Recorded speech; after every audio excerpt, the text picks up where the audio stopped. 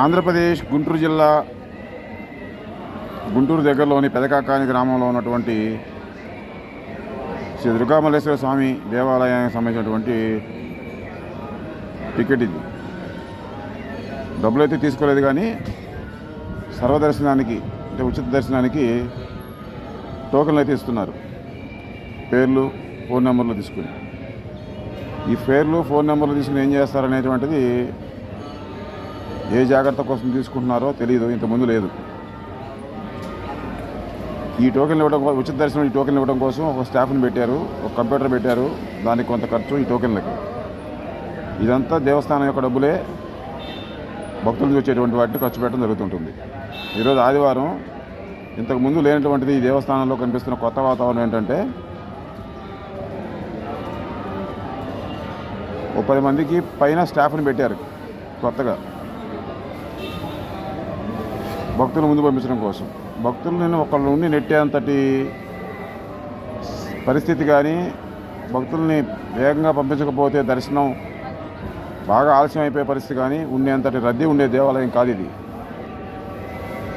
సాధారణంగా దర్శనం చేసి వెళ్ళిపోగలిగేంతటి నెమ్మదితో కూడినటువంటి వాతావరణమే ఉంటుంది ఇక్కడ. ఆ స్థాయిలోనే భక్తులు ఉంటారు. కానీ ఎందుకు పెట్టారో తెలియదు. ఈ స్టాఫ్ మొత్తానికి జీతాలు ఈ డబ్బుల్లోంచే. రాష్ట్రంలో ఇలా ఎన్ని దేవాలయాల్లో పెట్టారో తెలియదు. పూర్తిగా జనం మీద బతకడానికి, జనం దేవుడికి ఇచ్చే సొమ్ము మీద బతకడానికి కొంతమంది పెట్టుకున్న ఏర్పాటులాగా ఉంది ఇది ప్రభుత్వం నాయకత్వంలో. నేను మాట్లాడిన మాటలో తప్పు ఉందనుకుంటే ప్రభుత్వం వారు చెప్పచ్చు. ఈ 10 మంది స్టాఫ్ని ఈ దేవాలయంలో ఎందుకు పెట్టారు? రోజుకి వాళ్ళకి ఇచ్చే జీతం ఎంత? ఈ స్లిప్పులు దేనికి? దీనికి ఒక స్టాఫ్ని పెట్టారు, కంప్యూటర్ పెట్టి, దానికి ఖర్చు ఎంత? ఈ స్లిప్పులు ఖర్చు ఎంత? ఈ దేవాలయంకి వచ్చే ఆదాయం ఎంత? దీనిలో ఉండేటువంటి వాతావరణం ఎంత? దీనిలో పెడుతున్న ఖర్చు ఎంత?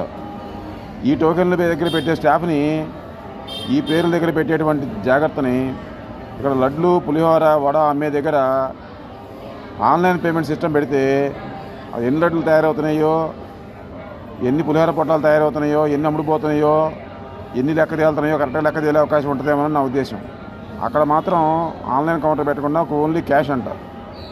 నగదిస్తేనే లడ్డు ఇస్తాం, నగదిస్తేనే పులిహోర ఇస్తాం, నగదిస్తేనే వడిస్తాం, ఫోన్పే తీసుకోం. ఇక్కడ మాత్రం అంతా కంప్యూటరైజ్డ్. ఇది ఉచిత దర్శనంలోనూ మిగతా చోట్ల. ఆదాయం రావాల్సిన దగ్గర, ఆదాయం పక్కదారి పట్టే అవకాశం ఉన్న దగ్గర కంప్యూటర్ సిస్టమ్ పెట్టకుండా, ఆన్లైన్ సిస్టమ్ పెట్టకుండా, ఆదాయం రాని దగ్గర ఆన్లైన్ సిస్టమ్ పెట్టి, ఇదేం మతలబో ప్రభుత్వం వారు చెప్పాలి, దేవాదాయ శాఖ వారు చెప్పాలి. ఇది పరిస్థితి.